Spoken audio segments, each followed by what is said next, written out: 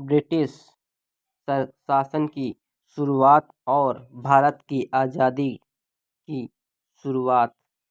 आइए जानते हैं भारत कैसे आज़ाद हुआ और ब्रिटिश शासन कैसे लागू हुआ, इसके बारे में विस्तार से जानते हैं। भारत की आज़ादी की कहानी। ब्रिटिश शासन की शुरुआत 1757-82 की लड़ाई में British East India Company Bengal के नवाब सिराजुद्दौला को हराया, जिसके बाद बंगाल में भारत में ब्रिटिश शासन की नींव पड़ी। 1857 भारत का पहला स्वतंत्र संग्राम। 1857 का विद्रोह हुआ। इसे सिपाही विद्रोह या प्रथम स्वतंत्रता संग्राम भी कहा जाता है। ये विद्रोह मंगल पांडे की वजह से शुरू हुआ और पूरे उत्तर भारत में फैल गया। हालांकि ये विद्रोह असफल रहा, लेकिन इसने भारतीयों में स्वतंत्रता की भावना जगाई। भारतीय राष्ट्रीय कांग्रेस की स्थापना 1885 राष्ट्रीय कांग्रेस INC की स्थापना हुई। इसका उद्देश्य भारतीयों की आवाज़ को ब्रिटिश सरकार तक पहुंचाना था। शुरुआत में ये एक मध्यवर्गीय संगठन था, लेकिन बाद में ये स्वतंत्र आंदोलन का प्रमुख मंच बन गया। भारत का विभाजन और स्वदेशी आंदोलन।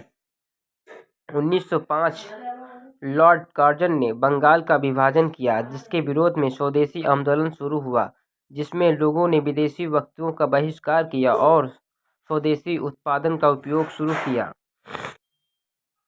गांधी जी का असहयोग आंदोलन।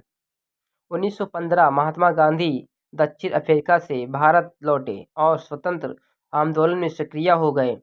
1919 में जलियांवाला बाग का हत्याकांड हुआ, जिसमें जनरल डायर के आदेश पर निहत्थे भारतीयों पर गोलियां चलाई गईं। इस घटना ने पूरे देश को झकझोर कर दिया। 1920 महात्मा गांधी ने असहयोग आंदोलन शुरू किया, जिसमें लोगों ने ब्रिटिश सरकार के साथ सहयोग करने से इनकार कर दिया। संविधान आज्ञा आंदोलन और नमक सत्याग्रह। 1930 गांधी जी ने नमक सत्याग्रह शुरू किया, जिसमें उन्होंने डंडी मार्च निकालकर नमक कानून तोड़ा। ये आंदोलन ब्रिटिश सरकार के खिलाफ एक और बड़ा प्रतीकात्मक विरोध था। 1930 और 1937 सैंडविच आंदोलन चला, जिसमें लोगों ने ब्रिटिश कानूनों को मानने से इनकार कर दिया। भगत सिंह और क्रांतिकारी आंदोलन। 1920 से 1930 तक दशक।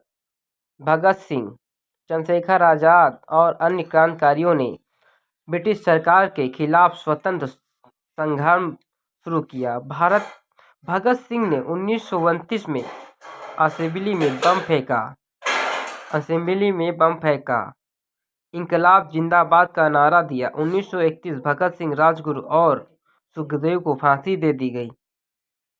भारत छोड़ो आंदोलन शुरू हुआ। 1942 गांधी जी ने भारत छोड़ो आंदोलन शुरू किया, जिसमें उन्होंने ब्रिटिश सरकार से भारत को तुरंत आज़ाद करने की मांग की। इस आंदोलन ने पूरे देश को एकजुट कर दिया। द्वितीय विश्व युद्ध आज़ादी की ओर चलता। 1945 विश्व युद्ध। द्वितीय विश्व युद्ध। अगर द्वितीय विश्व युद्ध ना होता तो इंडिया इतनी जल्दी आज़ाद ना हो पाता। द्वितीय विश्व युद्ध के बाद ब्रिटिश की आर्थिक स्थिति कमजोर हो गई और उन्हें भारत को आज़ाद करने के लिए मजबूर होना पड़ा। 1946 कैबिनेट मिशन योजना पेश की गई, जिसमें भारत को आज़ाद करने का प्रस्ताव रखा गया। भारत की आज़ादी और विभाजन।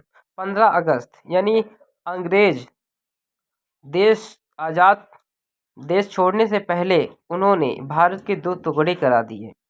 15 अगस्त 1947 भारत की आज़ादी मिली, लेकिन देश का विभाजन हुआ। भारत और पाकिस्तान 2 अलग अलग देश बने। इस विभाजन के दौरान लाखों लोग बेघर हुए और हिंसा फैली।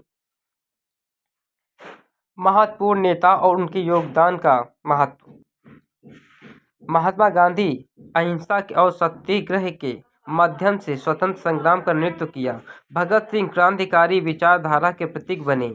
नेताजी सुभाष चंद्र बोस आज़ादी हिंद फौज का गठन किया और ब्रिटिश सरकार के खिलाफ सख्त संघर्ष किया।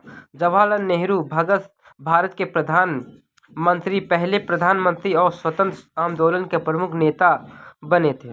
सरदार वल्लभ भाई पटेल भारत के एकीकरण में महत्वपूर्ण भूमिका निभाई थी, जिससे भगत सिंह। सरदार वल्लभ भाई पटेल भारत की आज़ादी की कहानी लाखों लोगों के बलिदान, संघर्ष और दृढ़ संकल्प की कहानी है। ये संघर्ष न केवल राजनीतिक था, बल्कि सामाजिक और सांस्कृतिक पहलुओं में भी जुड़ा हुआ है।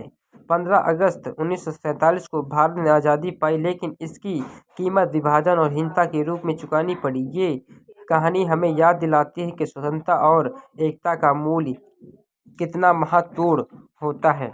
अगर आपको मेरा चैनल जानकारी अच्छी लगी हो तो मेरे चैनल को सब्सक्राइब करें, कमेंट करें, लाइक करें, शेयर करें, बेल आइकन दबाना ना भूलें।